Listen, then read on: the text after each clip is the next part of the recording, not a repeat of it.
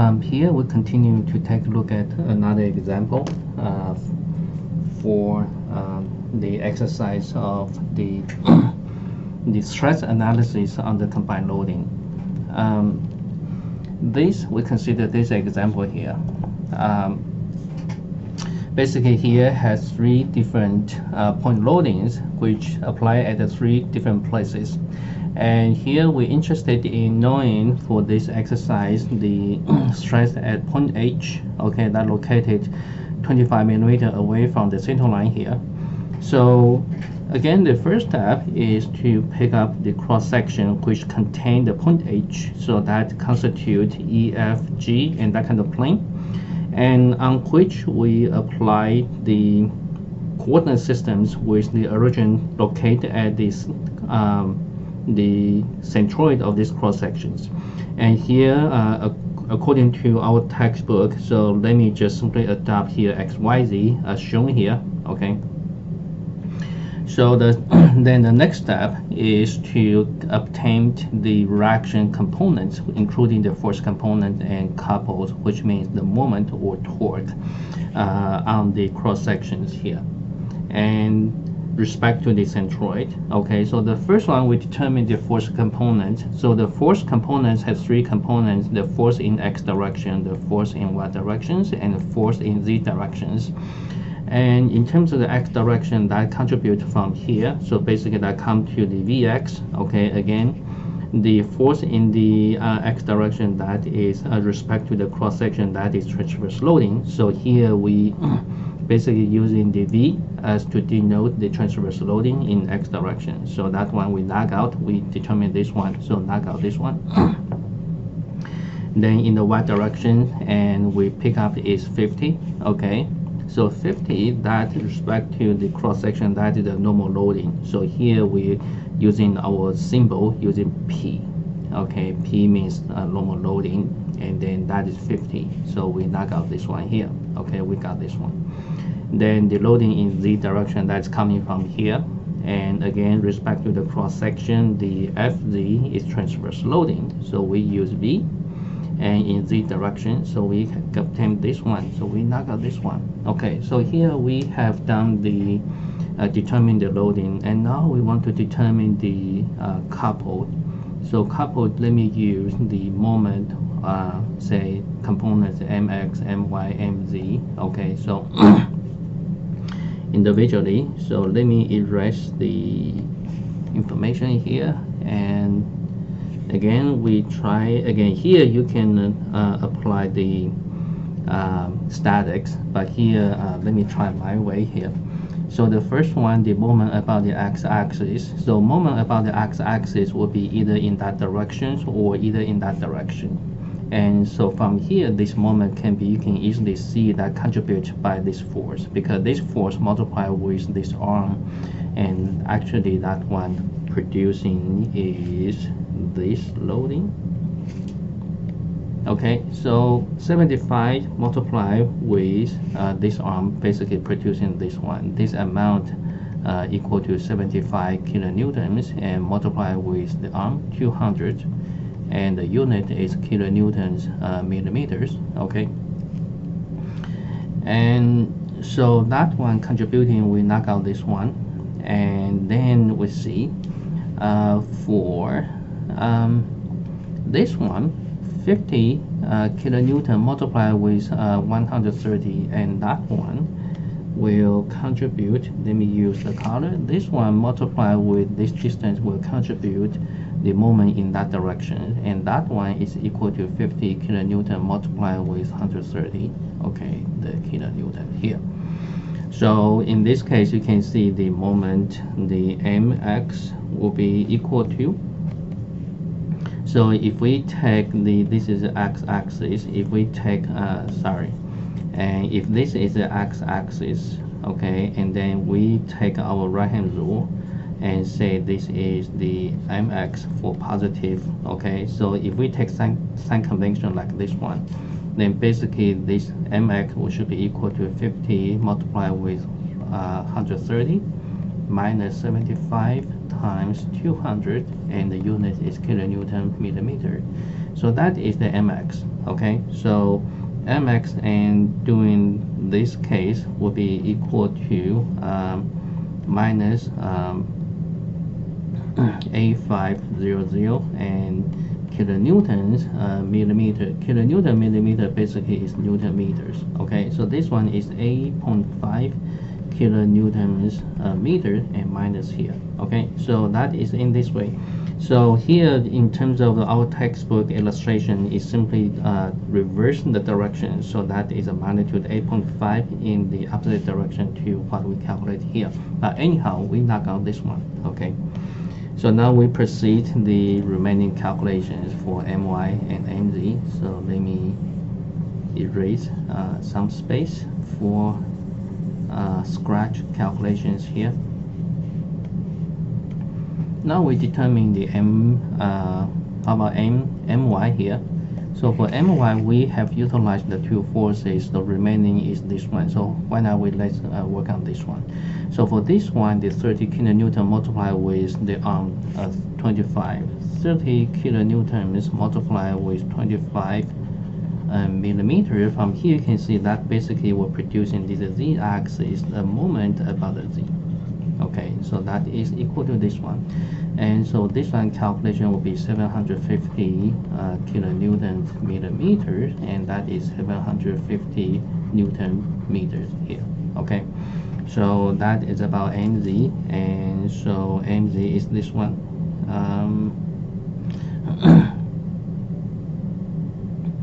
Okay, so that is the mz 3 kilonewton meters here. So that is some kind of discrepancies. So we see what happens. Oh, the mistake I made here. So anyone see the mistake? 30 kilonewton, and I think the labeling is not that good. So 30 multiplied with the arm. So that is the distance. That is the distance. So this one should be 100 here. Okay. I think that is the mistake. So from here, basically that is 3,000. Okay. So basically that is 3 kilonewtons meters. Okay. So that is a one. And so by doing so, we have this one down. So we have done this one. So in this case, my, and my has nothing contributed to. So this one is equal to 0 for this case. Okay, so here we analyze the 3 force components and 3 couple components, and just like the reaction showing here. So starting from here, we can begin to do the combined loading calculations here. Okay, so here we have the loading type. So let me write it here. So loading type, and the corresponding the normal stress, and then the shearing stress, and then we simply calculate the components individually. The first one, based upon this, let me determine the P. Okay, so P, and due to normal loading, that's P divided by A. A is the cross-sectional area and being calculated here. Okay, and here the P is point in tension. So here we added up the sign, indicate this is the tensile normal stress. Okay. And now the next one, let's move to calculate the Vx, the transverse loading. So we determine this one here. So here the contribute nothing to normal stress. Okay, and Vx, we know the template is Vq and over IT. Again, this is our template, and then we can determine the individual. So here V equal to Vx, and here we consider is Vx. Oh, sorry. So Vx, let me do the right way. So here we consider is Vx. Okay, so Vx equal to 30 kilonewtons. So determine that one. And I, what is I? So let me draw the cross section here. So this is a cross section, and where H located here, and this is our Z axis, and this is our Y axis. And right now the Vx is pointing to this direction, so this is a Vx. So by doing so, you should be right away to determine this is our neutral axis. Okay. So I is the moment of inertia respect to the neutral axis. So that is y-axis I. Okay. So IY. So let me double check. Okay, so sorry, in terms of our coordinate systems, this is, and let me redo this again. Sorry, and I didn't pay attention to the coordinate systems we picked. So let me redo this again. So here, this is our cross sections, and here this is H where located, and we look at our coordinate systems here. This is the Z. And from here, then this is our x coordinates. Okay, so I think this one so now the vx is in this direction, so that's the vx here.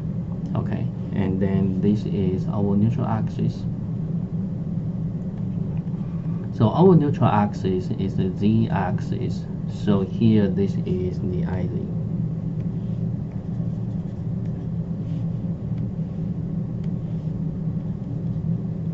Okay, so I is a cross section, the moment inertia of the cross section with respect to the neutral axis. And now there is a Q.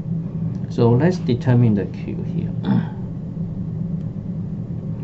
And so Vx pointing in this way. So let me say if you are interested in, let me make one example here. So if you're interested in getting the stress about this point per se, okay?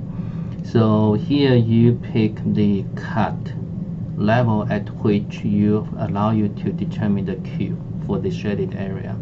So right now, if you approach this point to the site, okay, where the H is, so that means you can see the Q is approaching to 0. So basically for this case, the Q corresponding to where the H locate is 0. Again, you can, using this example, when this point is approaching to the H where the H located, then the shaded area basically converts to 0. So in this case, you don't bother to determine T. Basically, this term equal to 0. Okay. Now we determine the, so we knock out this one. Now we determine the VZ. So VZ, let me say, try to, so how about this? And let me use the this space here. Okay, the same drawing of the cross section. So this is x-axis, and this is z-axis, and where the H locate. Okay, so right now let me label the VZ. So VZ is pointing in these directions. So that is VZ. So now for this case, we determine the neutral axis, and this is the neutral axis, and which is the x-axis. Okay.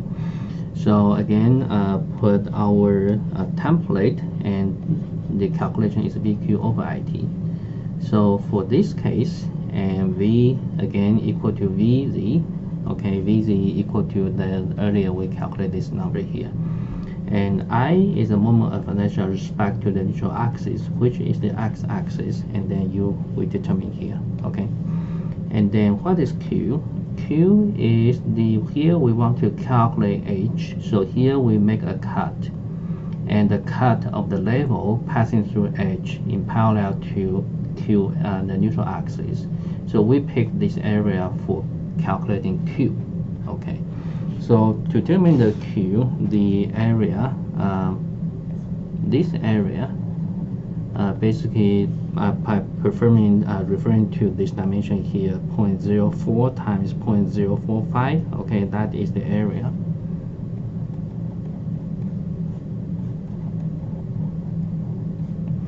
And then the y bar is from the centroid of the shaded area to the neutral axis, and that one is given by here. Okay, so this is our y bar. So basically Q equal to the area multiplied with y bar 0.475, and area equal to this number here. Okay, so that's a determined Q. And what is T? T is the width. T is the width from here measure to here, and that is this one here. So that is 0.04 unit. Okay. So by doing so, we can determine the VQ over IT, and that number being calculated carefully. Okay. And now let's determine the directions. The directions here again is to align to the VZ, so that is a direction here. So at H, that is in negative Z directions. So that is in negative Z direction, keep that in mind. So now we move on to check. So right now we down this one. So now we have two remaining bending moment. So now is the MX, okay? So here is 0 here. So MX, and we know the zero stress, the strain stress, and now the magnitude is again the template is my over I here. Okay, so now for this case, what is M? M is the MX, and what is the magnitude of MX? We'll look at here. MX is 8.5. Okay, and then what is I? I is the moment of inertia. So here let's take a look at the cross section again. So this is a cross section, and this is Z, and this is X, and where H locate here. And what is the MX? The MX is, we'll look at here, that is a moment applied to here. So that is a moment applied in this sense. Okay, so from here we know this is our neutral axis. Okay, so I is a moment of inertia respecting the neutral axis, and that is neutral axis is an x-axis, so IX. So here that is this number. And what is the Y? Y is the distance measured from the point of interest to the neutral axis is given by this distance. Okay, so that distance, if you we can look at the figures in the previous page, and that distance actually equal to 25. From H to x-axis, from H to x-axis, so Y equal to 25 millimeters. Okay, and then we can determine the attribute. So that means whether tension or compression. So for this case, all the points in the upper portion is in compression, so you add it up here. Okay, per MX applying in this way, the lower portion will be in tension.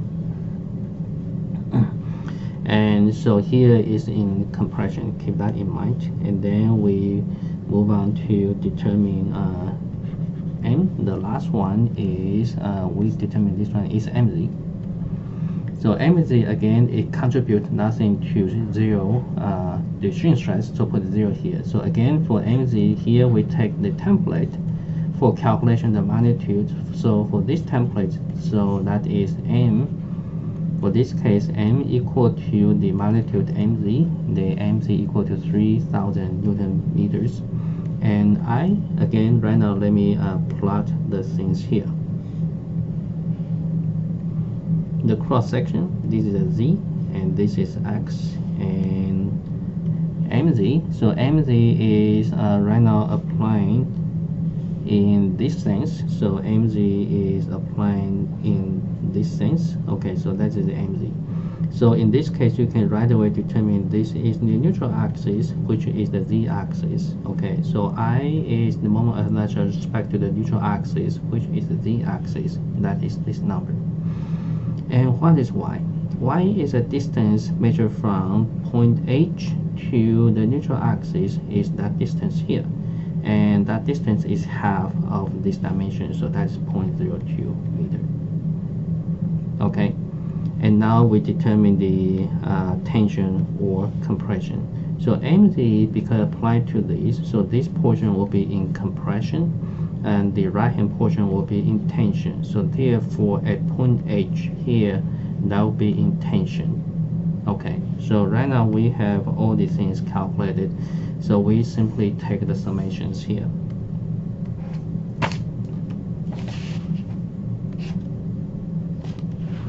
So if we take the summations, then we simply determine the stress and that is in the out of the board, out of the papers of this cross section here. Okay, so that stress equal to, in terms of magnitude, this is the tension, and then minus, and for this term basically that is mx and times 25 millimeter divided by, this case is ix. Okay, and now for this term is plus tension, and n for this mz, that is this case mz, and y is 0.02 meter, and then I is id. Okay, so you proceed the all the calculations, then that would should be give you is about 66 MPa positive. Okay, so take the three things together, that should be positive 66. Okay, and so that is for bending, and I need more space to determine the shearing. So for this case, let me erase the contents, the calculation, for more space for determining the shear stress. Okay.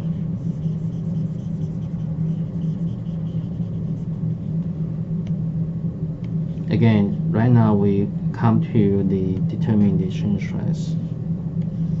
So shear stress have contributed by this component, which is 0, and this is 0, and this is non-zero, this is 0, 0. So basically the shear stress is only contributed by these items here, and we simply copy the item, and V for this case we've been calculated is VZ. Okay, and VZ equal to, we look at this one, 75. Okay, 75 kilonewtons. Here you put that number here, and then Q is this number here, and that number being calculated, and you simply implement the A is this one and Q is this one, so that Q you can get a number here, and I is the moment of inertia with respect to this case, and T equal to 0.04. Okay, simply copy this case, and doing this one, that should be 17.5 MPa. So this one is in minus Z directions, and like we discussed here. Okay, so now we can draw the distribution of the stress. So why not, let me put that one here. So here, for example, if I pick the patch like this, okay, let me enlarge the patch to here. So this is the point H. Okay, in terms of three-dimensional view, the cross section something like this. Okay, and that is a three-dimensional view of the model here. Okay, so here we have determined the normal stress. So here the normal stress being calculated earlier is tension. So around this patch, this is the normal stress, and that being calculated and equal to 66 MPa.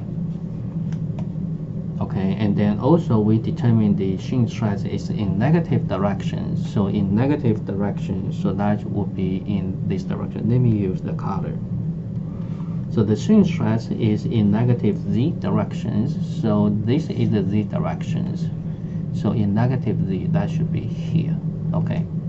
So this tau is equal to 17.5. So once you have the tau on the other, on one side, you can right away to determine the tau on the other three sides. So for this case, you can refer to the chapter 1 here, toward the end of the chapter 1, and about the shear stress, introduction to shear stress, you can get more information about this direction, determine the direction of the stresses in the other three sides here. So basically to this point, and you complete the calculations of the stress, including normal and shear stress, and also you have determined the directions of the shear stress and normal stress here. And this page provides you a cleaned versions of the calculations for your reference.